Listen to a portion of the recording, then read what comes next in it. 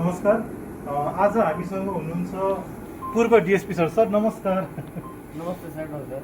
उहाँ चाहिँ खेलाडी, पहिलाको नेसनल टिममा पनि खेलिसक्नु भएको फुटबल खेलाडी है।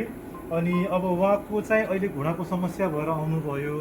हामीले हेर्दाखेरि चाहिँ घुँडा ग्रेड नम्बर 4 होइन सर, 4 नम्बर खिइसकेको, घुँडा फेर्नै पर्छ भन्ने सुझाव भइसकेको, तर पनि एकचोटि हामी घुँडा नफेरिकनै केही गर्न सकिन्छ कि भनेर अहिले चाहिँ हामीले सरको घुँडाको नसा, दुखाइ लाने जुन नसा हुन्छ त्यो नसा जलाउँदैछौँ।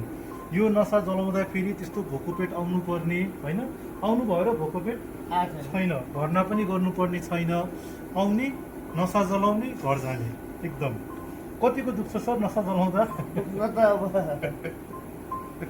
दुख्छ दुख्छ दुख्छ।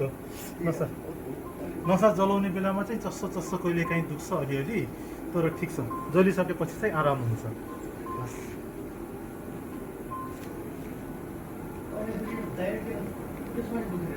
दाहिने